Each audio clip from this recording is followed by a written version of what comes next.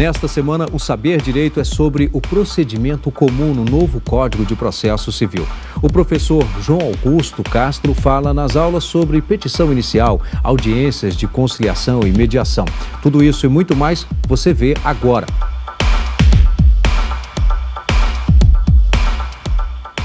Olá, meus amigos! Nosso curso dessa semana de novo CPC, tratando de procedimento comum no novo Código de Processo Civil, que nós falamos na aula número 1, é a Lei 13.105, que já entra em vigor no dia 18 de março, né? A minha interpretação, 18 de março de 2016. Bom, nós falávamos na aula número 1 sobre petição inicial. Nós começamos tratando de estrutura do código, falamos de petição inicial, de possibilidade de emenda da petição inicial e terminamos ali, falamos de pedido e terminamos falando de emenda da petição inicial.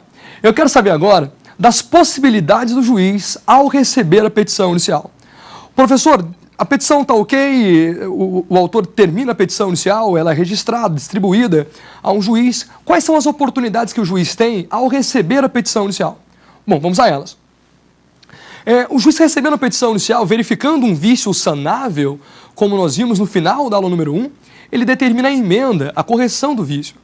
Verificando então um vício sanável, determina a emenda. Nós lembramos que o prazo de emenda agora é um prazo de 15 dias, não foi isso? Bacana. Professor, agora e se o vício é insanável? Pessoal, se o vício é insanável, o juiz indeferirá a petição inicial. Indeferir petição inicial significa não aceitar a petição inicial. Indeferir significa rejeitar a petição inicial em virtude de um erro ou de um vício que obsta à apreciação do mérito. Então, tenham atenção a isso. Indeferir significa não aceitar a petição. Não significa improceder. Tenham muito cuidado com esses dois termos, tá? Indeferir não é sinônimo de improceder. Quando se diz improceder, você pensa em juiz apreciando a pretensão do autor. Indeferir significa que a petição inicial tem um erro tão grave, tão insanável, que não autoriza que o juiz determine a correção, não autoriza a emenda. Então, autoriza que o juiz indefira, que o juiz obste o prosseguimento da inicial, que o juiz não receba a petição inicial. Pois bem, professor, qual que é a consequência do indeferimento? Vamos cuidar primeiro da consequência dele, para depois eu te mostrar quais são as hipóteses para indeferir. À luz do artigo 485, que é o novo 267, tá? Quem está acostumado com a sistemática do antigo código, o 267 falava: extingue-se o processo sem resolução do mérito. O 485 do novo CPC diz: o juiz não resolverá o mérito quando? Inciso 1, quando ele indeferir a petição inicial. Então, quando o juiz indefere a petição inicial, ele está não resolvendo o mérito, extinguindo o processo sem resolução do mérito. Perfeitamente, professor. Então, até aí, nenhuma mudança. Ótimo. Eu quero saber agora quais são as hipóteses que autorizam esse juízo de indeferimento, esse juiz de não aceitação da petição inicial. Quais são as hipóteses para que o juiz não receba, para que o juiz rejeite a petição inicial? De novo, não rejeição do pedido, rejeição da própria peça. Quais são as hipóteses? Trabalhadas no artigo 330 do novo CPC. No novo CPC, artigo 330, cuida das hipóteses de indeferimento da petição inicial. A primeira delas, o juiz indeferirá a petição inicial quando ela for inepta. Nossa, mas é campeão de audiência em prova de concurso. Prova da OAB, galera aí preparando para a prova da OAB, atenção. O juiz indefere a petição inicial quando ela for inepta, inciso 1 do artigo 330. Primeira situação de inépcia da petição inicial. Primeira situação, de indeferimento da petição inicial é a sua inépcia. Professor, o que é inépcia da petição inicial? Quem está com o código aberto, e assim eu sugiro que você acompanhe as nossas aulas com o CPC aberto, desce um pouquinho a leitura. Parágrafo 1º do artigo 330. Considera-se inepta a petição inicial quando? Ele vai cuidar de 4 hipóteses de inépcia. Você tem que ter muita atenção com essa historinha. Se o vício é de inépcia, o juiz indefere a petição inicial por inépcia. Indeferindo, ele está extinguindo o processo sem resolução do mérito. Consequentemente, esse ato é uma sentença. Eu vou fazer essa historinha melhor depois para vocês. Mas primeira hipótese para indeferir é a inépcia. Inépcia, pelo parágrafo 1º, considera-se inepta a petição inicial. 1, 2, 3, 4. São 4 hipóteses. Primeira hipótese, quando faltar pedido ou causa de pedir. Se na petição inicial do autor ele não contempla o pedido e a causa de pedir, a petição inicial é inepta. Faltando pedido ou causa de pedir, a petição é inepta. 2. Da narração dos fatos não decorrer logicamente o pedido. Nós vimos na petição inicial nossa que a petição inicial é formada por fato, fundamento jurídico e pedido. Toda petição inicial é um silogismo. Eu tenho uma premissa maior, uma premissa menor e uma conclusão. Fato, fundamento jurídico que ampara o fato e a pretensão deduzida pelo autor. Então, se na petição inicial o autor formula o pedido em contrariedade a tudo que ele havia falando na petição inicial, quebrando o silogismo, a petição inicial também é inepta. Então, primeiro motivo, faltou pedido ou causa de pedir. 2. Da narração dos fatos não decorre a conclusão, não decorre o pedido. Veja, não estou na ordem não, estou na ordem de relevância do assunto. Artigo 330, parágrafo 1º. Inepta quando falta o pedido ou causa de pedir. Quando da narração dos fatos não decorre a pretensão. Quando o pedido é indeterminado, sem que a lei tenha autorizado formular pedido genérico. Eu vou precisar dos senhores agora lembrarem da aula número 1, que é possível ao autor formular pedido genérico, mas não é a regra. A regra é formular pretensão quantificada.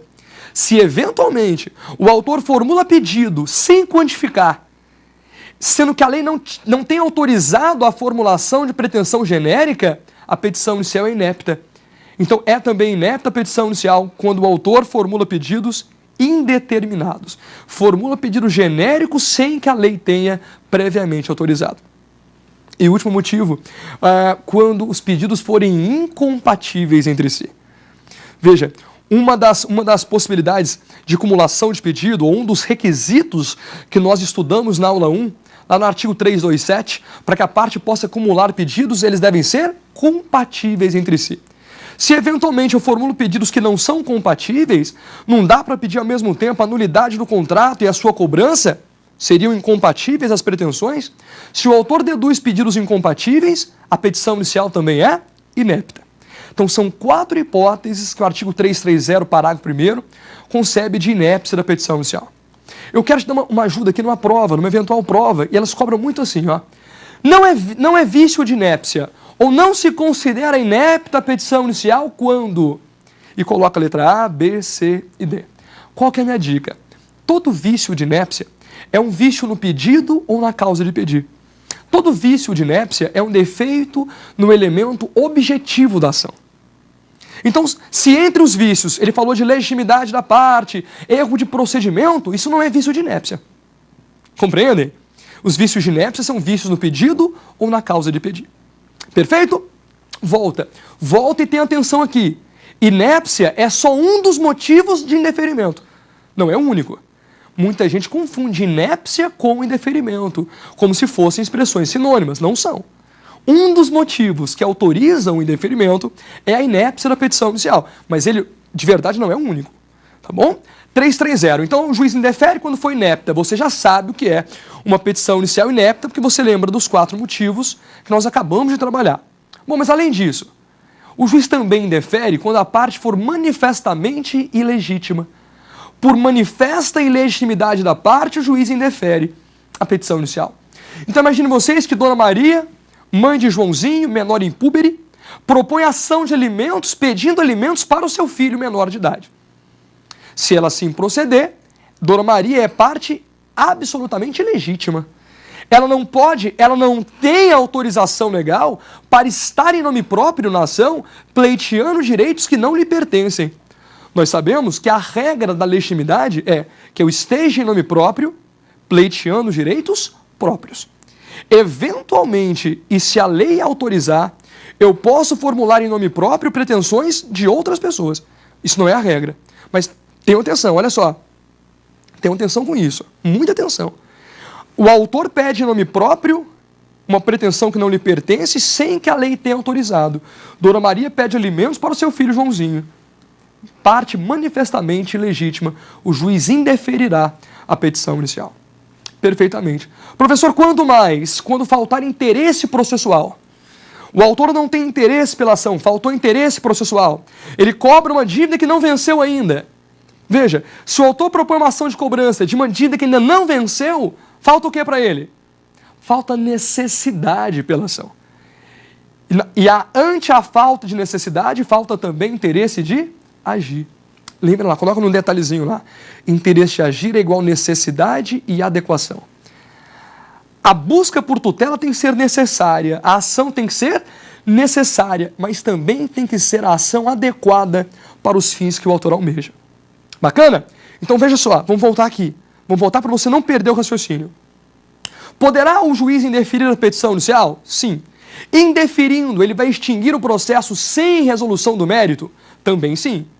Quais são as hipóteses para indeferir, professor? Artigo 330 do novo CPC. Primeira delas, inépcia. Você sabe o que é inépcia? Sabe. Parágrafo 1º do 330. Considera-se inepta a petição inicial quando? Aquelas quatro possibilidades que nós já trabalhamos. Segundo motivo para indeferimento, falta de interesse, manifesta a ilegitimidade da parte. Terceiro motivo, falta de interesse de agir. Falta de interesse de agir. Quarto motivo, veja, falta de inépcia da petição inicial, ilegitimidade da parte, falta de interesse processual. E o quarto motivo é quando o juiz oportuniza que o autor emende a petição inicial e ele não faz no prazo apontado.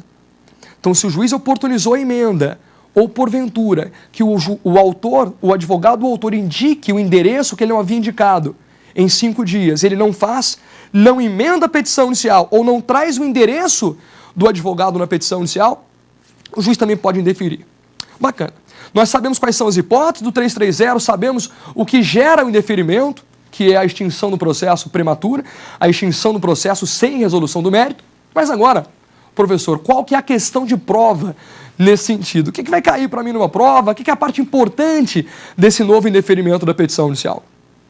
Veja, se o juiz indefere, ele extingue o processo sem resolver o mérito. Pelo menos essa é a regra.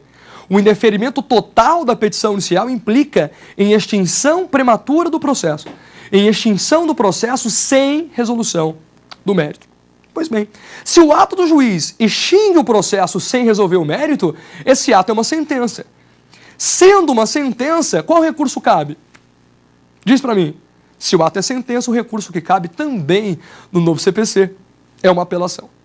Então o juiz indeferiu, a parte pode apelar da sentença. Aí que vem um problema. Indeferiu, a parte apela. Segura isso agora. Quando a parte apelou, é o autor quem apelou. O réu nem conhecimento tem da lide ainda. O réu não foi citado, veja bem. Quando o juiz indefere, é sinal que ele não cita o réu. A petição é tão ruim que ele não pode dar prosseguimento ao processo. Tem um vício tão insanável que não autoriza que o réu seja citado para triangularizar o processo.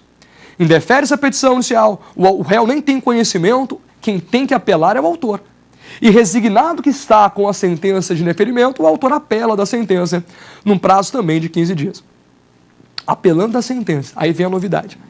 Apelando da sentença, o juiz tem a oportunidade de retratar-se, de voltar atrás. Ele que havia indeferido tem 5 dias. Atenção, o juiz do novo CPC tem um prazo de 5 dias para voltar atrás, para exercitar juízo de retratação, para refluir da sentença de indeferimento. A parte autora apelou, o juiz tem 5 dias para voltar atrás. Ele que havia indeferido deixaria de indeferir. Refluiu no seu entendimento. Perfeito? Por que eu te chamo atenção para o prazo de 5 dias? Porque no antigo CPC, no CPC busaidiano, no CPC de 73, o prazo nessa retratação era de 48 horas. E agora nós temos um prazo de 5 dias para o juiz voltar atrás. O que pode acontecer ali? Ele pode voltar atrás.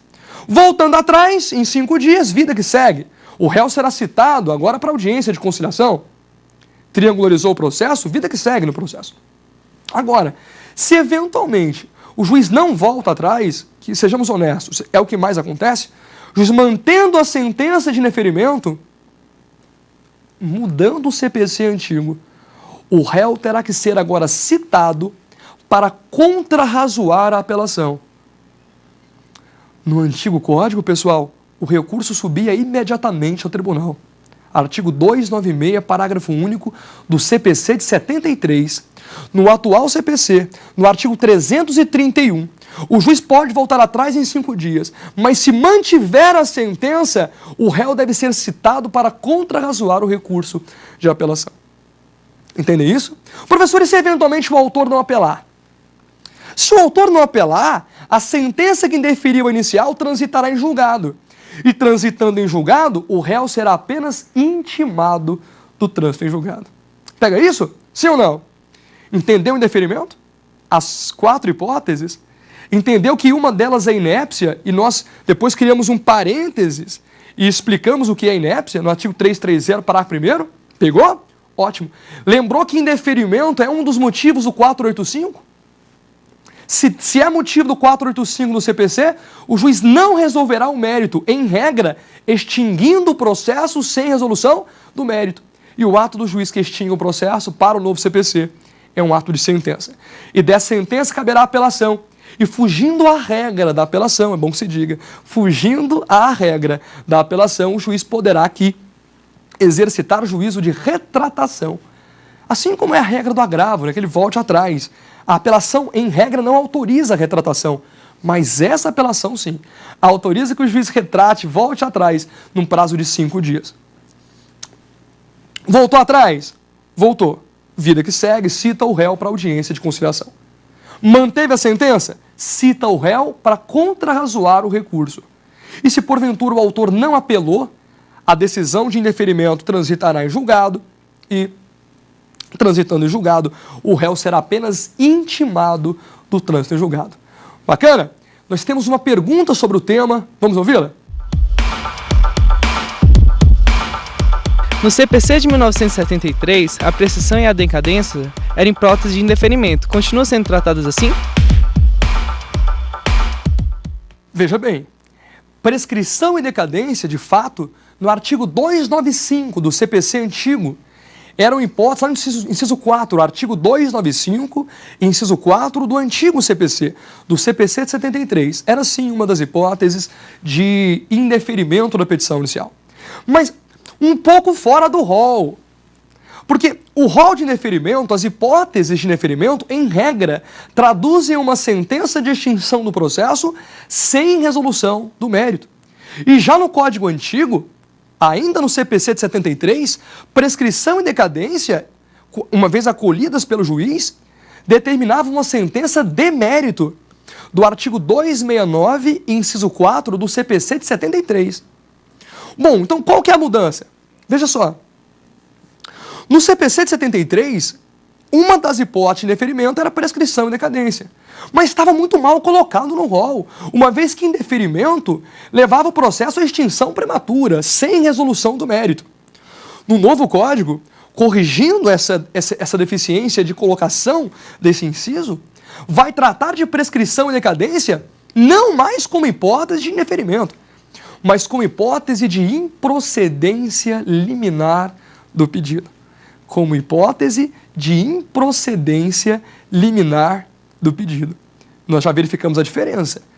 Indeferimento gera extinção do processo sem resolução do mérito. E agora a prescrição e decadência estão em outro rol. No rol do artigo 332, lá no parágrafo 1º. O juiz também poderá improceder o pedido do autor liminarmente quando acolher prescrição e decadência, que ele pode inclusive verificar de ofício. Prescrição e decadência verificadas pelo juiz no novo CPC conduzem a uma sentença de improcedência liminar. Obviamente, quando vista nesse momento, quando o juiz acolher, verificar prescrição e decadência, ao receber a petição inicial. É bom que se diga que nada obsta que o juiz a verifique a qualquer momento do processo. Mas verificada antes da citação do réu, a prescrição e decadência não indicam mais uma sentença de indeferimento, mas uma sentença de improcedência liminar. Não se esqueça que prescrição e decadência, muito embora cuide de prazo, é uma questão tratada no Código Civil, trata-se de direito material. Portanto, quando verificada pelo juiz, implica em sentença de mérito. Bacana? Então, respondendo a pergunta aí, muito bem formulada, é que prescrição e decadência não está mais no rol de indeferimento, mas entre as hipóteses que autorizam improcedência liminar do pedido. Tá legal? Vem comigo, olha só, que bacana.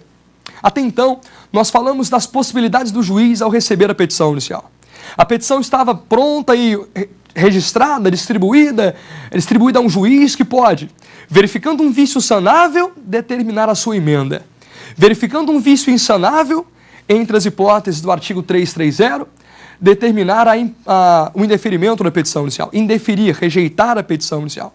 Desse indeferimento cabe recurso. Desse recurso autoriza a retratação. Bacana. Nós estudamos o tema. Você sabe até o que é inépcia, não sabe?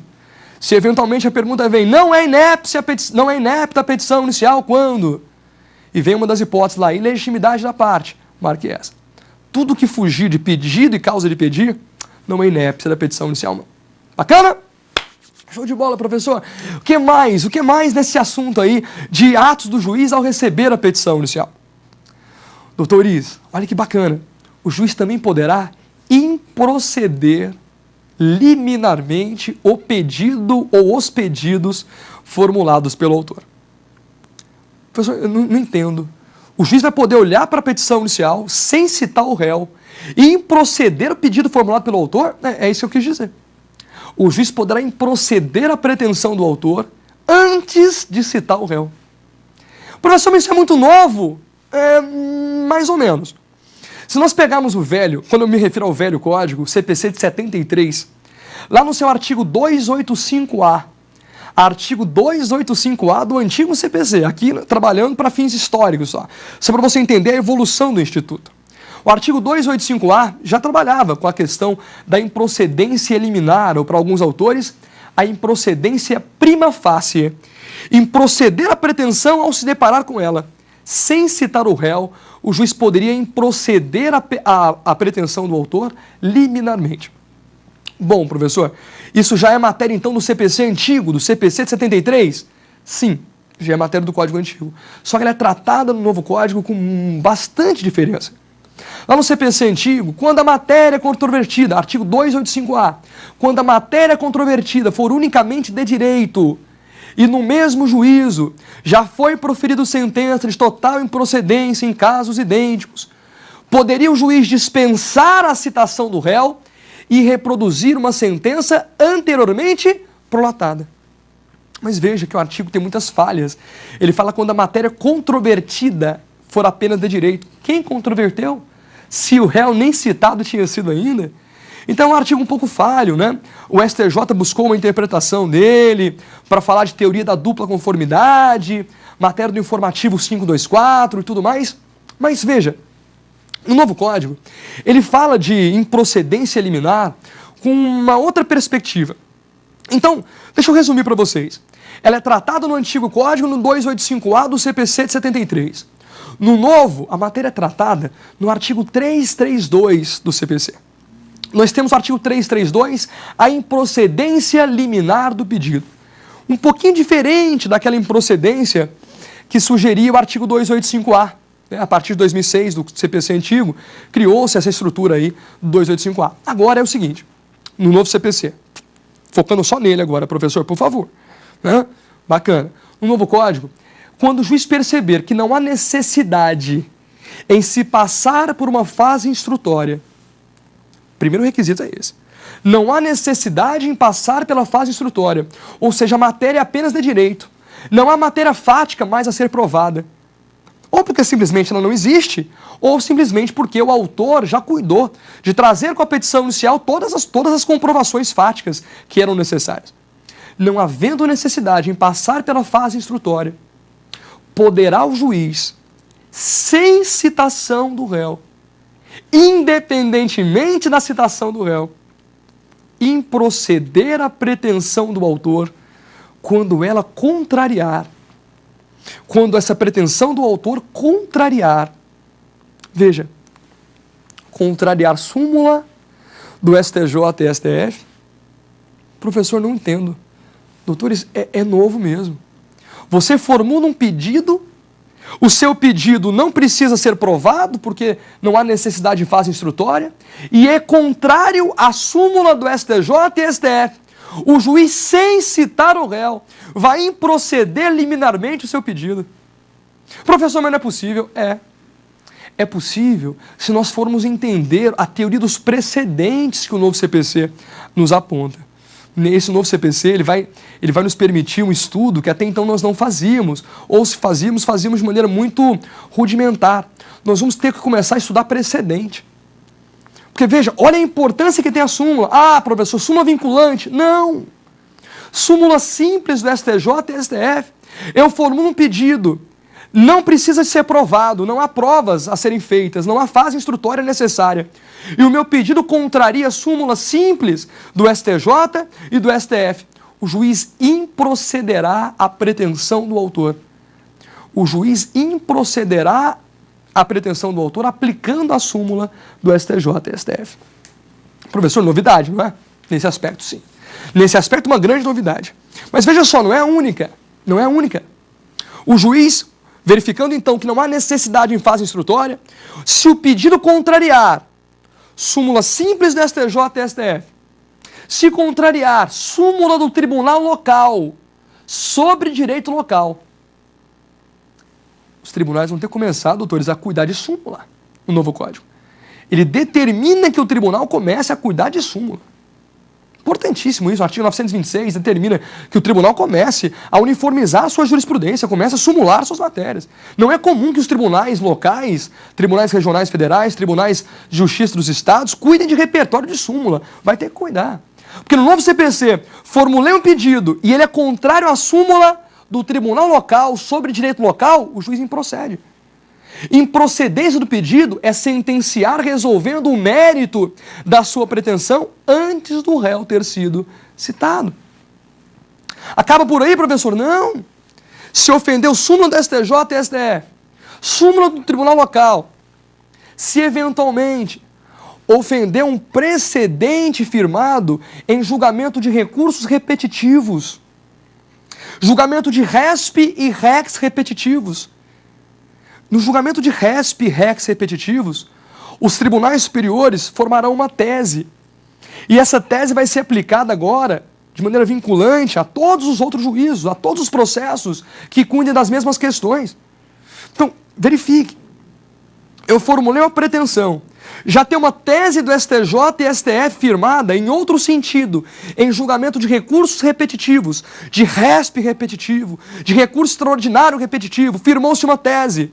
Eu formulo pretensão contra essa tese já firmada. O juiz improcederá meu pedido sem citar o réu.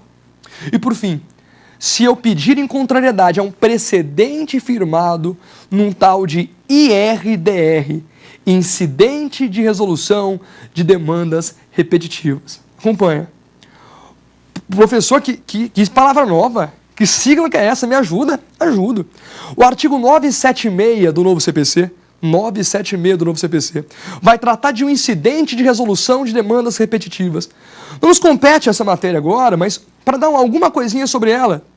Quando eu tenho uma profusão de ações no mesmo sentido, que cuidem da mesma matéria, imagine no juiz de direito mesmo, não estou falando de segundo grau não, no primeiro grau, há uma repetição de matérias que causam risco à segurança jurídica. Mesma matéria reiterada, risco à segurança jurídica.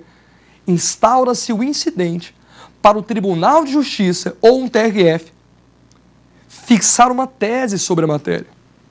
Essa tese sendo fixada, cria-se um precedente do tribunal local. Criando esse precedente, se eu formular um pedido contra o precedente, firmado no incidente de resolução de demanda repetitiva, se eu peço contra esse precedente também, o juiz deverá improceder liminarmente o meu pedido. Entendo, professor. Mais alguma novidade sobre improcedência liminar do pedido? Atenção. Atenção. Assim como na sentença de indeferimento, na sentença de improcedência liminar, poderá a parte apelar, e se a parte autora apela da sentença de improcedência liminar, o juiz também poderá exercitar a retratação no prazo de 5 dias.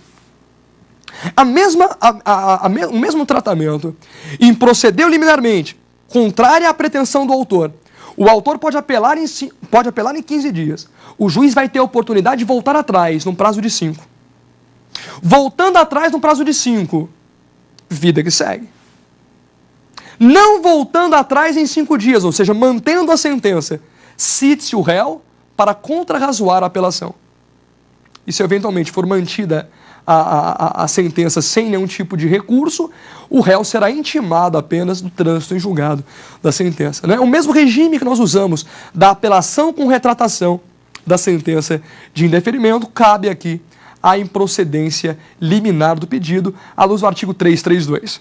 Então veja que novo, né? Que novidade é essa? Se eu formular pretensão, é uma crítica que se faz, se eu formulo pretensão contra texto de lei, não tem previsão legal para o juiz improceder de plano. Mas se eu formular pretensão contra precedente, contra súmula simples, o juiz improcederá a minha pretensão sem sequer ouvir o réu.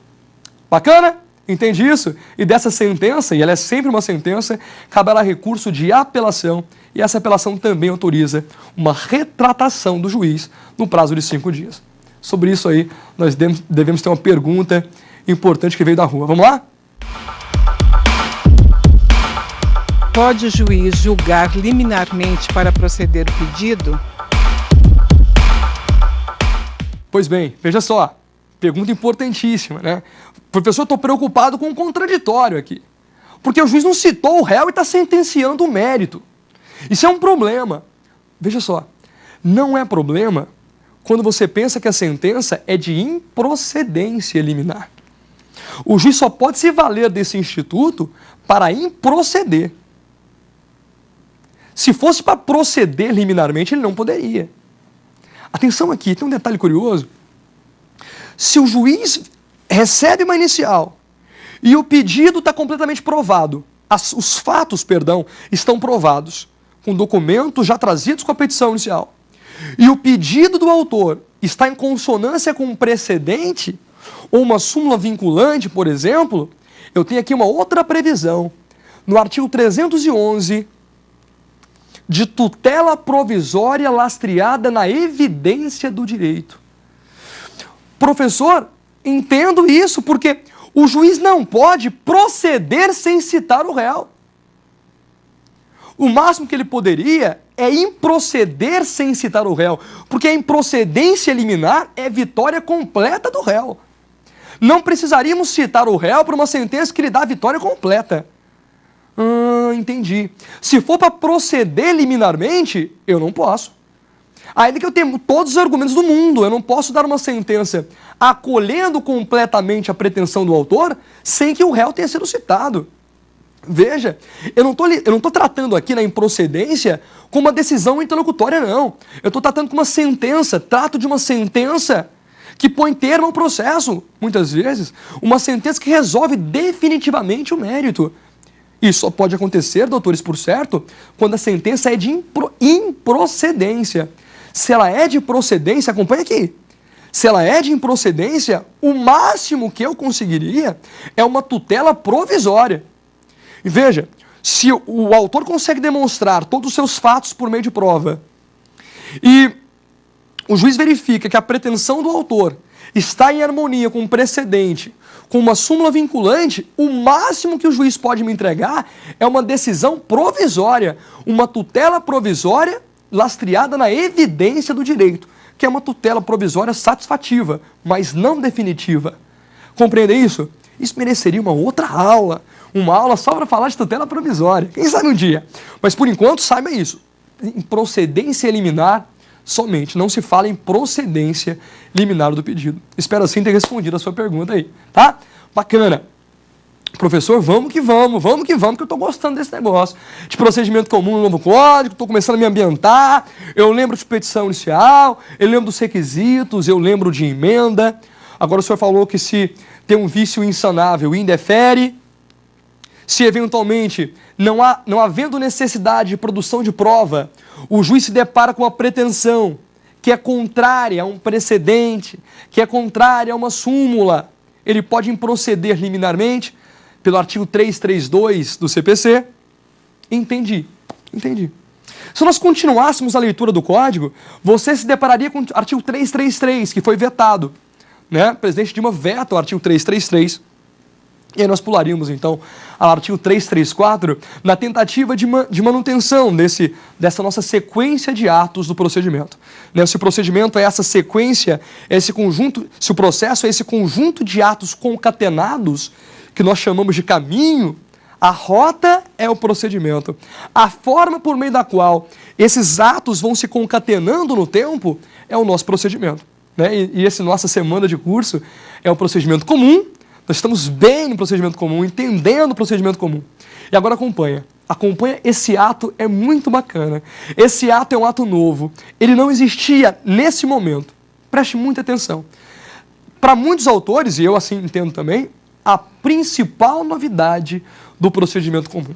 Então, que rufem os tambores. Principal novidade do procedimento comum, a audiência inicial de conciliação ou mediação. Audiência inicial de conciliação ou mediação. Professor, mas espera aí. Melhore isso para mim. Olha só. O juiz pode emendar a petição inicial, pode ter indeferido a petição inicial, pode improceder liminarmente. Mas o que o autor mais espera que o juiz faça? E ele até requereu da petição inicial. O que o autor espera que o juiz faça ao receber a sua petição inicial?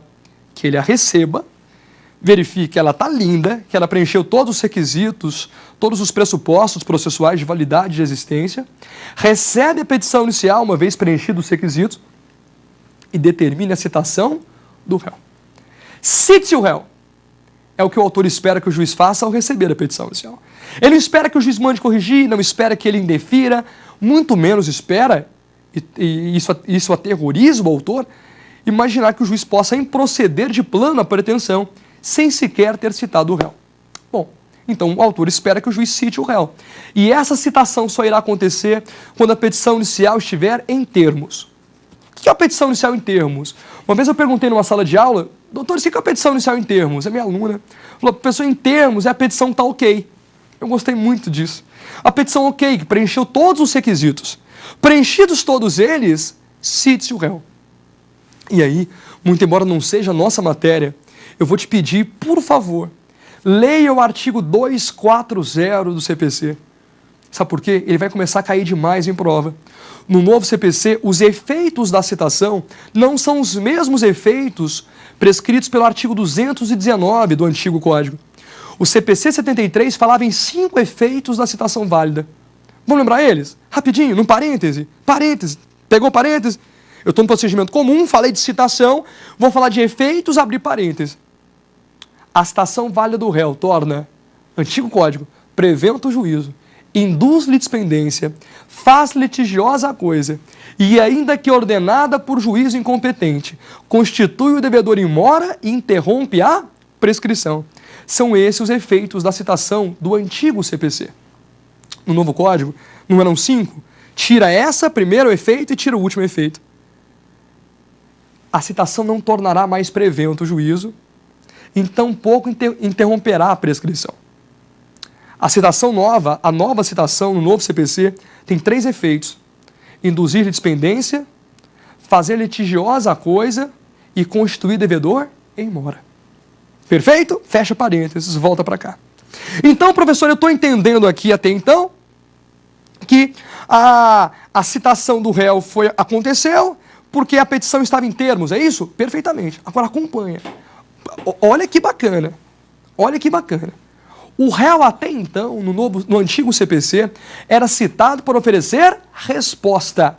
Cite-se o réu para quê? Para oferecer resposta no prazo de 15 dias, sob pena de revelia e verificação dos seus efeitos. Artigo 285 do CPC antigo. No novo Código, o réu será citado para comparecer na audiência inicial de conciliação / mediação. De conciliação ou mediação. Professor, que novidade bacana. Sabe por quê, professor? Porque agora o réu vai poder ir para a audiência sem precisar se preocupar com a contestação. É muito mais fácil obter um acordo, não é isso que o CPC pensou? Exatamente isso. No novo Código, o réu é citado para audiência, não para contestar, citado para comparecer em audiência inicial de conciliação. Professor, estou entendendo. Estou até gostando. Entendendo e gostando, entendendo e gostando. do novo CPC. Porque cita o réu para comparecimento e audiência inicial de conciliação e mediação. Essas palavras, hein? Conciliação e mediação, qual que é a diferença?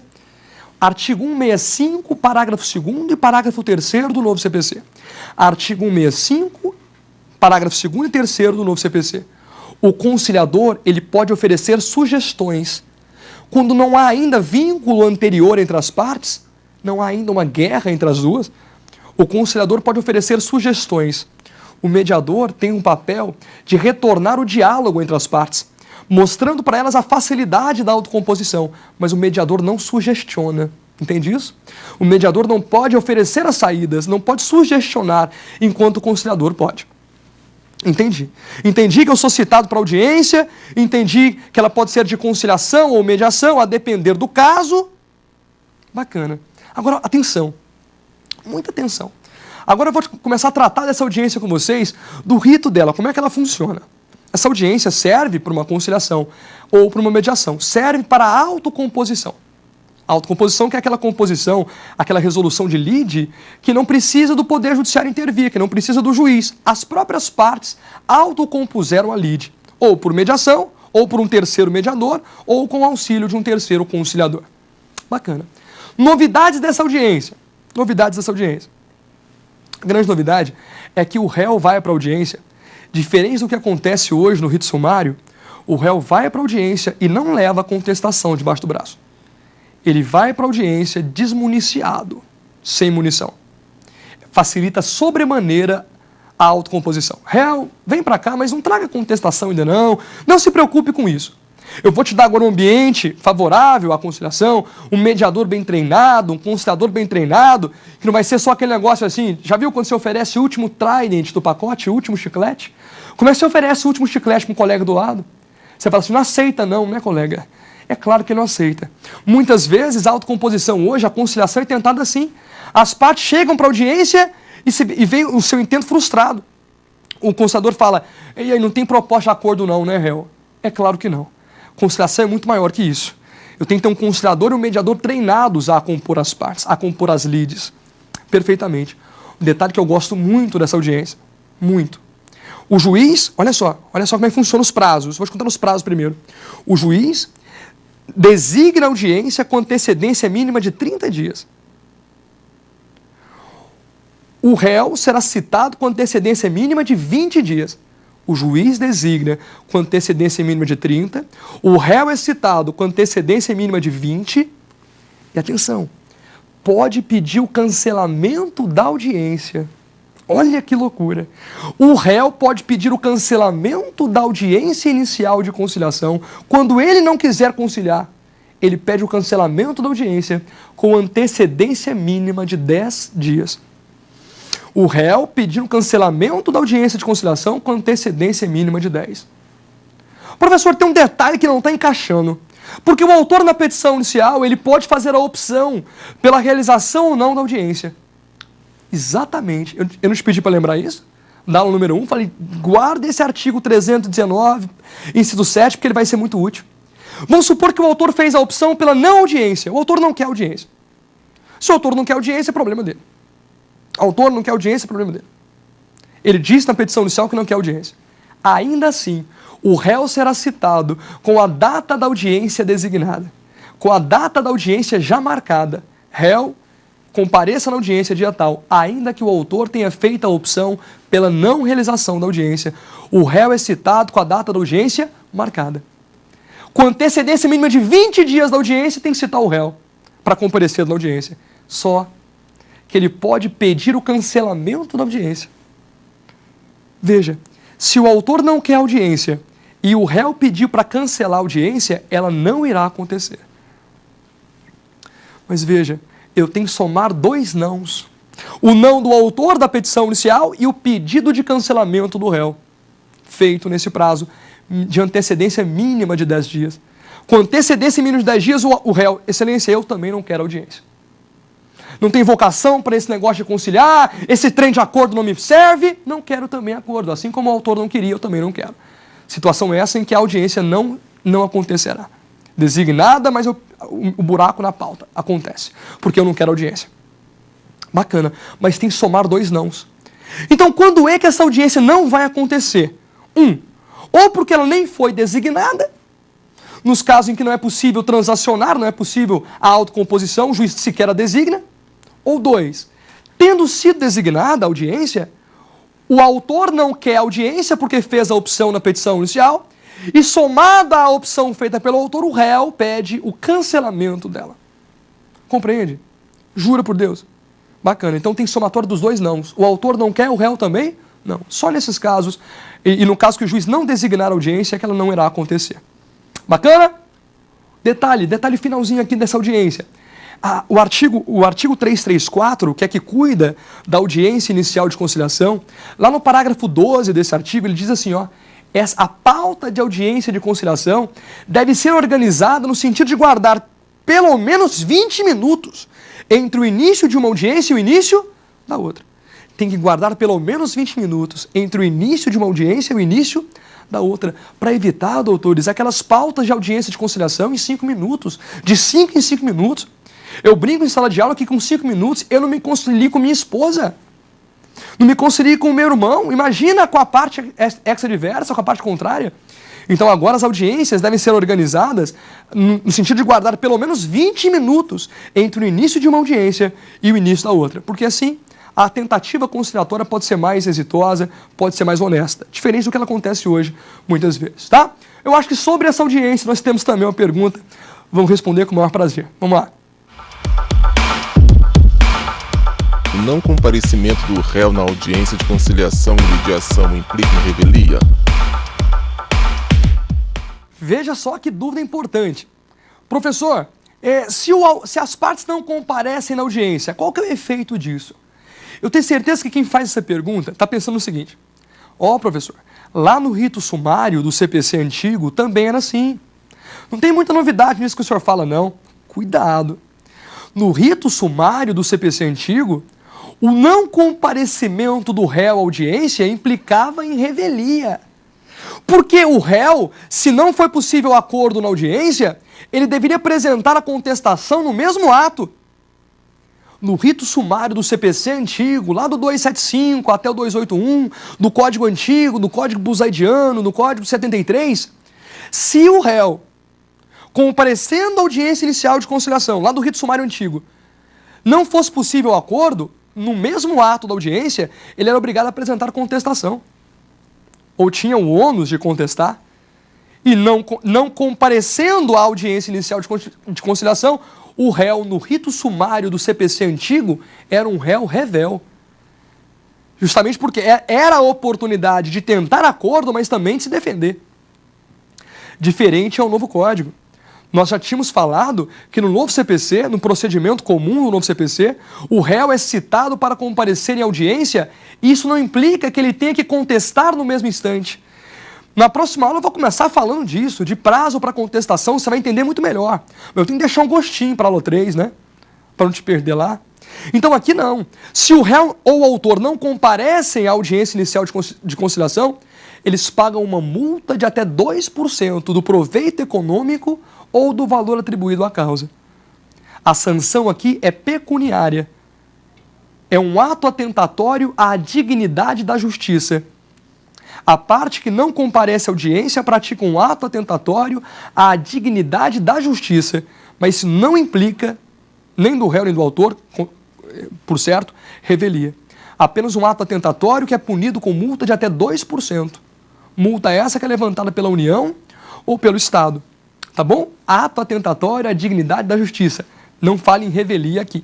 Tá? Revelia é um fenômeno que nós estudaremos na aula 3, que é muito importante, mas não misture revelia do rito sumário do processo antigo com revelia no novo CPC. Aqui o não comparecimento injustificado, por certo, né? O não comparecimento injustificado gera um ato atentatório, à dignidade da justiça, punido com multa de até 2% do proveito econômico da causa ou do valor atribuído a ela. Bacana? Então volta aqui. Entendeu a audiência de conciliação? Quando é que o conciliador atuará? Quando ele puder sugestionar, quando não há vínculo prévio entre as partes. Artigo 65, parágrafo 2º. Quando é que o mediador atuará? Quando já há vínculo anterior entre as partes E ele não seria possível sugerir saídas. Imaginem os senhores, quem está em pé de guerra não adianta, você dá 10 mil para o autor, claro que o réu não aceita. O papel do mediador é retornar o diálogo das partes. Bacana? Tem que ter prazo de 20 minutos. O réu é citado para audiência agora. Aí você me pergunta, professor, e se tiver litisconsórcio? Para nós terminarmos aqui. Havendo litisconsórcio no polo passivo, quando é que a audiência não vai acontecer? Com pedido de cancelamento feito por todos os consortes. Se eu tenho 5 réus, o autor promove uma ação contra 5 réus. Os 5 réus são citados.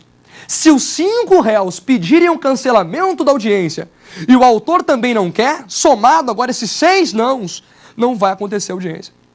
Mas se tiver um réu que quer audiência, ele irá acontecer. Compreende isso? Jura? Jura. Então, olha só, 334, parágrafo 4º. Esse artigo e esse parágrafo serão campeões de audiência nas suas próximas provas. A audiência inicial de conciliação não irá acontecer quando? Primeiro, com a soma dos 2 nãos. O autor fez a opção pela não audiência e o réu pediu o cancelamento com antecedência mínima de 10 dias. Outro, quando ela sequer foi designada. Parágrafo 6º. E se tiver litisconsórcio? Existindo litisconsórcio, não irá acontecer audiência com um pedido de cancelamento feito por todos os consortes. Compreende isso? É um artigo só, mas quanta novidade. Quanta novidade, professor. Gostei, vou esperar para o número 3, porque, professor, quero entender o final dessa história. Pois bem, meus amigos, terminando aqui nossa aula número 2, vamos fazer um resuminho dessa aula? O que nós entendemos, o que nós investigamos na aula número 2? Ainda em procedimento comum, seguindo a nossa marcha procedimental, nós falamos das possibilidades que o juiz tem ao receber a petição inicial. Retomamos a aula 1 para falar que ele pode emendar a petição inicial, quando o vício é sanável. Verificamos a possibilidade de indeferimento da petição inicial, nas hipóteses do artigo 330. E verificamos também que esse indeferimento é traduzido numa sentença, em regra, numa sentença, que extingue o processo sem resolução do mérito. E que essa sentença oportunizaria um recurso de apelação e essa apelação oportuniza ao juiz a retratação num prazo de 5 dias. Falamos também que o juiz, ao receber a petição inicial, pode olhar para o pedido e improceder, olha só, não é mais indeferir, é improceder a pretensão do autor antes da citação do réu, nos casos em que já há prova feita, não há necessidade de fase instrutória. Quando o juiz verificar prescrição da cadência, também está autorizado, conforme nós respondemos a pergunta, a improceder liminarmente a pretensão do autor. E nós terminamos o nosso estudo falando de audiência inicial de conciliação ou mediação, explicamos a diferença entre o que é conciliação e mediação e falamos também do prazo dela, um prazo mínimo de 20 dias, que o não comparecimento da parte não indica revelia, mas apenas ato atentatório, apenas não que seja pouco, é um ato atentatório à dignidade da justiça, punido com a multa de até 2%. Lembra disso? Lembra situações que não acontecerá audiência, quando ela sequer foi designada ou quando, eventualmente, somado à opção feita pelo autor de não audiência, o réu protocolizar seu pedido de cancelamento com antecedência mínima de 10 dias. Tá bacana? Olha só. Encerrando aqui a nossa aula número 2, eu te convido à nossa aula número 3, onde nós continuaremos na marcha do procedimento comum para investigar agora, depois da audiência, prazo de resposta, quais são as novas respostas do réu, o que mudou na contestação, falar de revelia e, a partir daí, o nosso estudo ir se direcionando à parte final do procedimento, que é a fase instrutória e a fase decisória. Tá bom? Você é meu convidado? Tá sendo muito legal até aqui conversar com vocês. Fiquem com Deus, um grande abraço.